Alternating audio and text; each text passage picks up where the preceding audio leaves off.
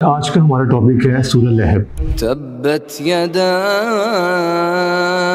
अबी लहबिन व तब। ऐसा आखिर इन्होंने क्या किया था? इस्लाम के दुश्मन और भी थे, लेकिन ये लोग इस हद तक जा चुके थे कि अल्लाह ताला ने कुरान के अंदर इनके अजाब की वईद नाज़िल की सूरह लहब के अंदर। अबू लहब के हाथ टूट गए और वो खुद हलाक हो गया। न तो उसका माल ही उसके कुछ काम आया और न वो जो उसने कमाया। वो जरूर भड़कती हुई आग में दाखिल होगा। जानते हैं सूरह लहब में ऐसा अल्लाह ताला ने क्या फरमाया। बेसिकली अबू लहब और उम्मे जमील शुरू से ही नबी पाक सल्लल्लाहु अलैहि वसल्लम के दुश्मन थे और उनसे हसद भी करते थे और हर वक्त उनको इज़ा पहुंचाने की कोशिश करते। ख़ासकर जब नबी पाक सल्लल्लाहु अलैहि वसल्लम ने इस्लाम का जो है वो तबलीग शुरू की तो सबसे बढ़कर उनकी मुखालफत करने वाला अबू लहब और उसकी बीवी उम्मे जमील थी। नबी पाक सल्लल्लाहु अलैहि वसल्लम जब एक पहाड़ी पर चढ़े और उन्होंने सब लोगों को आवाज़ लेके इकट्ठा फरमाया और तब तमाम मक्के के लोग जमा हो गए, तो आपने फरमाया कि लोगों, अगर मैं तुमसे कहूँ कि इस पहाड़ी के पीछे से एक लश्कर तुम पे हमला करने वाला है तो क्या तुम मेरी बात मानोगे? तो सब ने यक जुबान होकर कहा लब्बैक ऐ मोहम्मद, हम आपकी बात जरूर मानेंगे क्योंकि हमने आपको कभी झूठ बोलते नहीं देखा, आप सादिक है, आप अमीन हैं। सब ने अच्छे अच्छे अलकाबात से उनको पुकार कर उनकी बात को सराहा। लेकिन जब नबी सल्लल्लाहु अलैहि वसल्लम ने फरमाया कि फिर सुन लो कि तुम्हारा और मेरा रब एक ही है और जिस बुतों की तुम पूजा करते हो मैं उनसे बेजार हूँ, इस बात को सुनते ही सबसे पहले अबू लहब आगे बढ़ा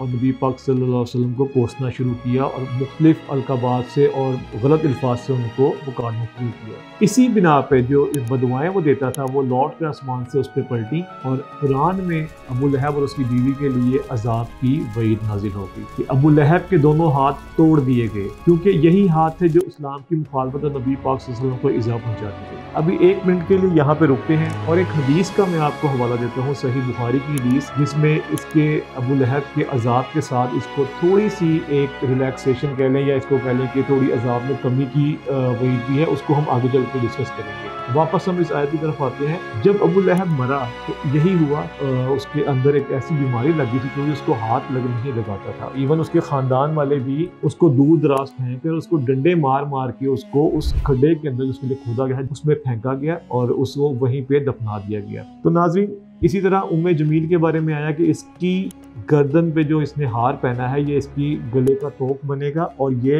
इसी से लकड़ियां उठाकर जहन्नुम के ईंधन को दहकाएगी। ये आयत जब नाज़िल हुई तो ये दोनों इसको सुन के बहुत हंसते थे और तमस्कर उड़ाते थे, लेकिन अल्लाह ताला ने अपना वादा सच्चा कर दिखाया और इनको सख्त अजाब, आगे जो हदीस है उससे भी हम इसको बताएंगे।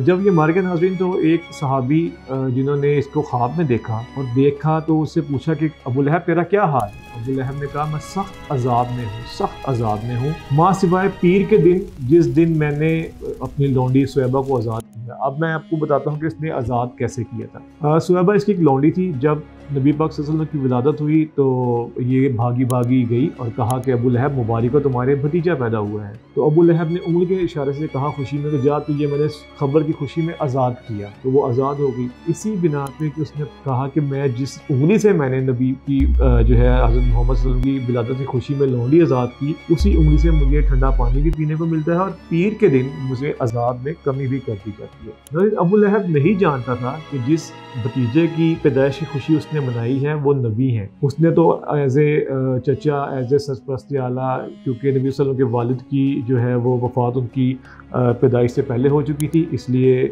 बीइंग चचा उनका रुतबा बाप के बराबर ही था। तो उसने दोनों फ़राइज़ पूरे किए और आज़ाद भी किया और खुशी भी मनाई। लेकिन आप और मैं तो हम जानते हैं कि हमारे नबी पाक सल्लल्लाहु अलैहि वसल्लम आखिरी नबी है, ख़ातमुन नबीयीन है और हम ये जानते हुए उनकी पैदाइश की खुशी मनाते हैं जायज़ तरीके से। और भी चीज़ें होती हैं लेकिन हम ये मानते हुए मनाते हैं। तो जिसको ना मानते हुए भी कहीं ना कहीं किसी न किसी सूरत में अजर मिल रहा है, आप और मैं जानते हुए मनाएंगे तो हमें क्यों कर अजर ना होगा। तो ये था सर आज हमारा टॉपिक, जिसमें हमने अबू लहब की और सूरह लहब का भी जिक्र किया और साथ सही बुखारी की हदीस का भी। जाने से पहले आपसे एक दरख्वास्त कि हमारे हाथ में तो कुछ ख़ास नहीं है, लेकिन फ़लस्तीन के मज़लूम भाइयों के लिए दुआ ज़रूर कर सकते हैं और उनकी सॉलिडरिटी के लिए हम कम से कम उनकी चीज़ों का बैकआउट कर सकते हैं। अपना बहुत ख्याल रखिएगा। नेक्स्ट एपिसोड में जल्दी मिलेंगे। अल्लाह हाफ़िज़।